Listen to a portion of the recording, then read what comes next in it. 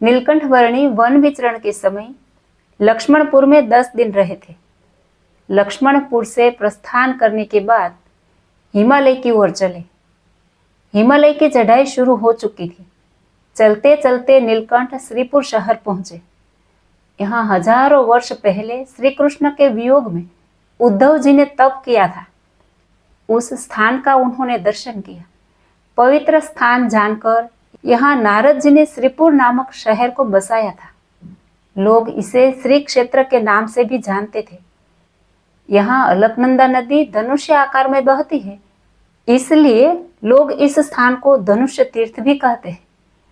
नीलकंठ वर्णी जब श्रीपुर पहुंचे तब तक संध्या ढल चुकी थी।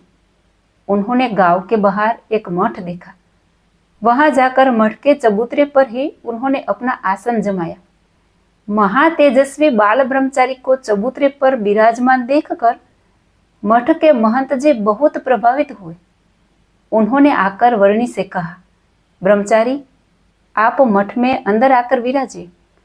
बाहर जंगली पशुओं का भय रहता है, अतः यहाँ पर बैठना ठीक नहीं है। वर्णी ध्यानस्थ मुद्रा में मौन ही रहे। उन्हें शांत देखकर मठधारी ने पुनः कहा, ब्रह्मचारी, आप भूखे होंगे, अंदर आइए, भोजन कीजिए और सुखपूर्वक विश्राम कीजिए। परंतु नीलकंठ वर्णी फिर भी शांत ही थे। महंत ने सोचा कि बाल ब्रह्मचारी मौन व्रतधारी होंगे, इसीलिए महंत ने उन्हें हिलाया और फिर कहा, महाराज सुनिए, यदि मठ में आने की इच्छा न हो तो गांव की बस्ती में जाइए। यहाँ तो प्रतिपल मृत्यु का भय है। नीलकंठ की आंखें खुली और उन्होंने महंत जी से कहा, पहली बात तो यह है कि मैं गांव में नहीं ठहरता। गांव के बाहर जहाँ एकांत स्थान पाता हूँ वहीं रहता हूँ। यदि वह भी न हो तो आकाश के नीचे रहता हूँ। दूसरी बात यह है कि मुझे मृत्यु का कोई भय नहीं है। महंत जी ने पुनः समझाते हुए कहा, यह आपका योगी हट है, अकाल ही मृत्यु के मुंह में क्यों जा रहे हैं। परंतु ध्यान मग्न वर्णी पर उसका कोई प्रभाव न पड़ा। अंधकार बढ़ता जा रहा था। धीरे धीरे रात्रि के 2 पहर बीत गए कि अचानक रूह को कंपा देने वाली शेर की दहाड़ सुनाई दी। महंत और नगर के लोगों की नींदें उठ चुकी थी। महंत जी को नीलकंठ की अधिक चिंता होने लगी। अगले ही क्षण भयंकर गर्जना करता हुआ शेर बड़े बड़े पंजों को धरती पर जमाता हुआ वर्णी के पास आ पहुंचा।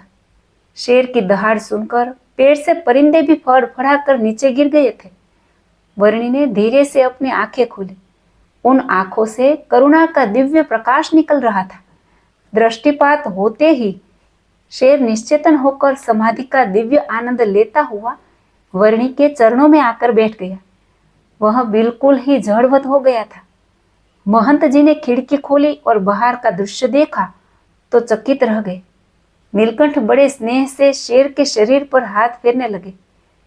उनके दिव्य स्पर्श से समाधिवत आनंद में शेर अपना सिर हिलाते हुए उनके चरणों को सूंघने लगा। यह देखकर महंत जी और उनके शिष्य बोल उठे, नीलकंठ तो कोई ईश्वरीय अवतार लगते हैं, जिसकी गर्जना मात्र सुनकर बड़े बड़े वीरों की वीरता हवा हो जाती है। वही भयानक शेर आज नीलकंठ वर्णी के चरणों में गाय की तरह बैठा हुआ था। नीलकंठ की यहाँ कोई सिद्धि नहीं, बल्कि उनकी दिव्य शक्ति, करुणा और कल्याण भावना का ही चमत्कार था।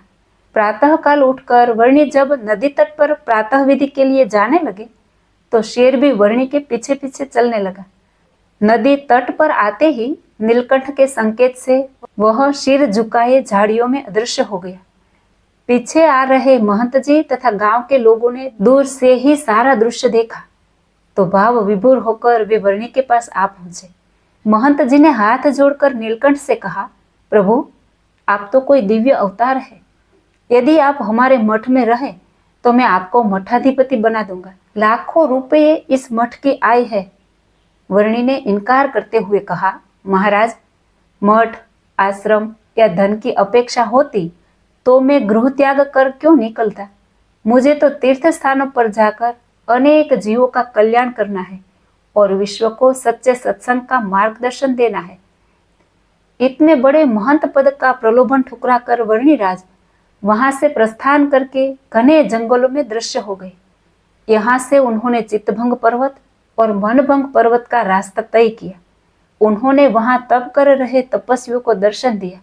उद्धव जी के आश्रम को तीर्थत्व प्रदान करके नीलकंठ गुप्त काशी पधारे। सत्य युग में भोले शंकर को प्रसन्न करने हेतु अनेक ऋषियों ने यहाँ तप किया था। काशी विश्वनाथ महादेव का दर्शन करके नीलकंठ ने गुप्त प्रयाग होकर झूलता पुल पार किया। आगे बढ़ते हुए वे त्रियुग नारायण मंदिर पहुंचे। वहां दर्शन करके वे गौरी कुंड पधारे। यहाँ आकर उन्होंने गर्म पानी के कुंड में स्नान किया। पार्वती जी के मंदिर को पावन करके पद यात्रा करते हुए वे केदारनाथ पहुंचे। भारत में 12 स्वयंभू ज्योतिर्लिंग है। इनमें से एक स्वयंभू ज्योतिर्लिंग केदारनाथ जी के मंदिर में है। ज्योतिर्लिंग का दर्शन पूजन करके नीलकंठ कुछ दिनों तक वहीं रुके रहे। जय श्री स्वामीनारायण।